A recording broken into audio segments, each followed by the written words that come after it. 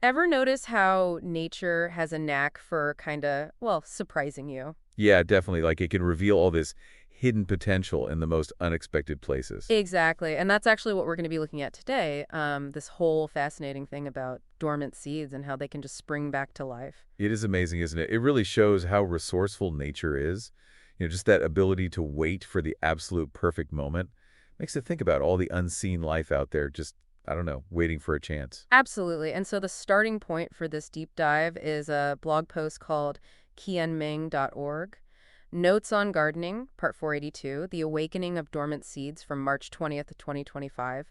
And, I think for those who love those little aha moments, this quick insights that make you go, whoa, I never knew that. This is going to be a good one. I think so, too. It's a really intriguing topic. Yeah, and so our goal here is pretty simple, but really interesting. I think we want to understand what this blogger's experience can teach us about dormant seeds and maybe even, spark a little curiosity in all of us. Sounds good to me. All right, so the author starts off with this really captivating little story. Oh, yeah, they do. They describe a pretty common gardening scenario, like a germination tray that was totally neglected, dried out completely. But then, get this, after it's watered again, it suddenly sprouts all these unexpected seedlings. Wow. And what's even more interesting is that the blogger didn't actually plant anything in there. These were, as they put it, surprise seedlings of unknown plants. That image of life just popping up out of what seemed like, well, a dead situation is pretty attention-grabbing. It is, definitely. So I guess before we go any further, let's break down the science a bit. What exactly is seed dormancy and why does it even happen? Okay, so basically seed dormancy is when a perfectly good seed just doesn't germinate, even if it has everything it seemingly needs, like the right temperature and moisture. Interesting. Yeah, it's not that the seed can't grow, it's more like it's on pause for a bit. Oh, okay. And this dormancy thing, it's super important for survival. It's like an evolutionary adaptation. It lets seeds avoid sprouting when the odds of survival are, well, pretty low. Like, for example. Imagine a seed that sprouts during I don't know, a warm spell in winter, only to get killed off when it freezes again. Oh, that makes sense. Yeah, dormancy prevents that from happening. So it's like a strategy for survival, a way for the plant's offspring to, like, play the long game. Exactly, and there are all sorts of ways that dormancy is triggered and maintained.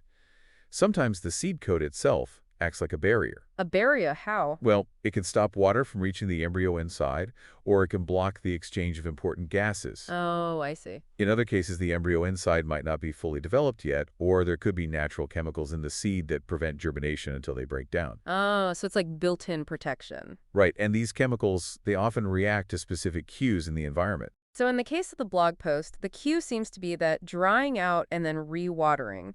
The blogger specifically mentions the tray being bone dry before those surprise seedlings popped up. It almost seems like that dry spell helped break the dormancy. That's a great observation, and yeah, it's definitely possible. That period of dryness, followed by the sudden water, it might have washed away certain chemicals that were preventing germination. Huh. Or maybe it triggered some changes within the embryo itself. It's pretty fascinating how different kinds of stress can actually prepare seeds for germination once conditions get better.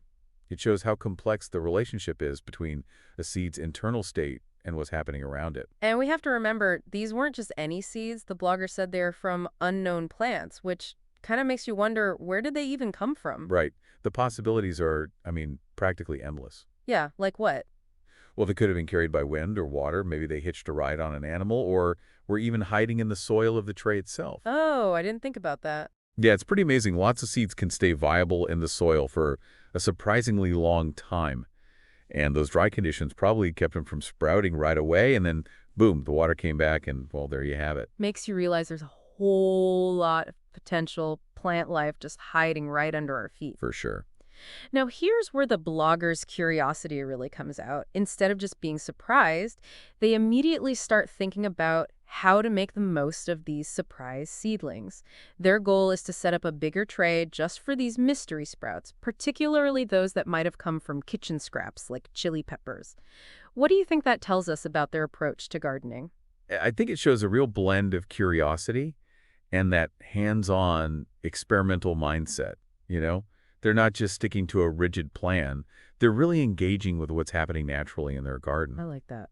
And by creating a special environment for these seedlings, it's like they're saying, okay, let's see what you can do. Yeah. And the fact that they're focusing on chili pepper seeds from kitchen scraps, well, that's interesting. It suggests they're thinking about resourcefulness and maybe even wanting to understand the life cycle of the plants we eat. It really does make you wonder what other potential is just sitting there in our food waste.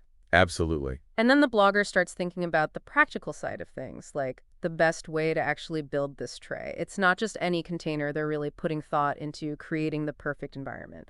What sorts of things would be important to consider at this stage? Well, drainage is a big one. Got to make sure the water can drain away properly. You don't want to drown those baby plants. Right. The type of soil or growing medium is important too because that affects nutrients and how well the water is held. Makes sense. And then there's the size and depth of the tray, which will impact how the roots grow and how much space the plants have overall. So they're really thinking this through? Yeah, and the fact that they're considering all these elements, it suggests they've got some gardening experience under their belt and they really want these unexpected plants to thrive. It kind of makes us think about how carefully we plan our own gardening spaces, doesn't it? Absolutely. Like, do we really pay attention to all the details? And it doesn't stop it there. The blogger even mentions thinking about where to place this tray in terms of microclimates. They're taking it to a whole new level, considering all the subtle variations in light and temperature and humidity within their garden. Why is that so important? Well, because different plants need different things to really flourish. One seedling might love a sunny, sheltered spot, while another might prefer a shadier, more humid area. Oh, okay, I get it. By taking those microclimates into account, the blogger is showing that they understand how crucial the environment is for a plant's success. So it's all about what? Matching the conditions to the needs of these mystery plants. Exactly, giving them the best possible chance to do well. Now let's zoom out a bit and look at the bigger picture. The blog is called Musings of an Old Software Plumber, which is a pretty interesting combo. You've got this seemingly technical field and then this connection to nature. What does that tell us about the person behind these gardening observations? I think it's a great reminder that curiosity can come from anywhere. You don't have to be a professional gardener to be fascinated by plants. Yeah, I agree. Here we have someone with a background in software development, which is, let's face it, pretty logical and technical, Right. but they're also clearly captivated by the complexities of the natural world. I think it speaks to how diverse human interests can be and how enriching it is to explore different areas of knowledge. Yeah, it definitely challenges those stereotypes about who can be an expert in what. For sure. And if you dig a little deeper into the blog under frequent topics, you'll see this huge range of interests: book reading notes, meditation, various programming languages, photography, fish keeping, and then, of course, gardening. And there are tons of entries, 739 for book reading notes and 482 for notes on gardening. This isn't just someone dabbling in gardening. This is serious dedication. So what does that tell us about these observations on dormant seeds? Well, it definitely suggests that the blocker knows their stuff. The sheer number of posts about gardening, spanning quite a while it seems, paints a picture of someone who pays close attention. They've probably seen and documented all sorts of gardening phenomena over the years. Right. So this observation about dormant seeds isn't likely a one-off thing. It's more like a piece of their ongoing exploration of the gardening world.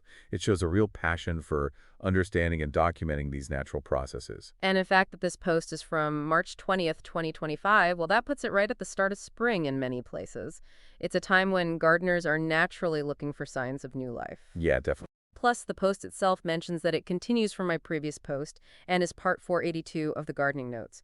So we're clearly seeing a continuing story, a constant learning process unfolding on the blog. Why is that context important for us as listeners? Because it shows us that this observation isn't just a random thought. It's part of a much bigger picture. It suggests there's a history behind this, maybe building on experiences and ideas shared in earlier posts. For you, the listener, it highlights how valuable it is to keep observing and to see how knowledge can build up over time through firsthand experience in documenting what you learn. It also hints that there might be more related discussions in the blog's archives, which could be fun to explore. I think you're right. And this whole idea of dormant seeds suddenly coming back to life, it's such a powerful image. It is. It's got to resonate with anyone who's ever experienced those aha moments when something unexpected pops up. Totally. It speaks to our fascination with potential and emergence. The idea that something could be there, but hidden, inactive, but full of life, and then suddenly appear when the time is right. It's a really satisfying and kind of mysterious process to see unfold. It is. It really is. It reminds us that things aren't always what they seem, and that there are often hidden possibilities waiting to be discovered. And when the blogger starts thinking about the practical stuff, like the tray design and the microclimates, it brings this cool biological concept down to earth. Right. It makes it something anyone who's ever thought about planting anything can relate to, and it might even inspire them to try something similar. For sure, it bridges that gap between science and real-life application. It shows that understanding these natural processes can help us make better choices and maybe even achieve better results, whether we're gardening or even in other parts of life where we're trying to encourage growth and development. So as we wrap up this deep dive, what's the main takeaway for you? What did this exploration of dormant seeds teach you? For me, it's that nature is always teaching us about patience and resilience. Those dormant seeds embody that idea perfectly. They wait, sometimes for a really long time, until the conditions are just right to come alive and thrive. It's a powerful reminder that life can endure a lot and seize opportunities when they arise. That's a beautiful way to put it, and it leaves you with something to think about, doesn't it? It does. Beyond the actual seeds in a garden, what other hidden potential is around us? Maybe in our own lives, in our communities, even in places that seem kind of empty or hopeless. What unseen possibilities are just waiting for the right moment, the right spark to awaken and grow? It's definitely worth pondering those questions. I agree. It's a thought-provoking way to end our deep dive.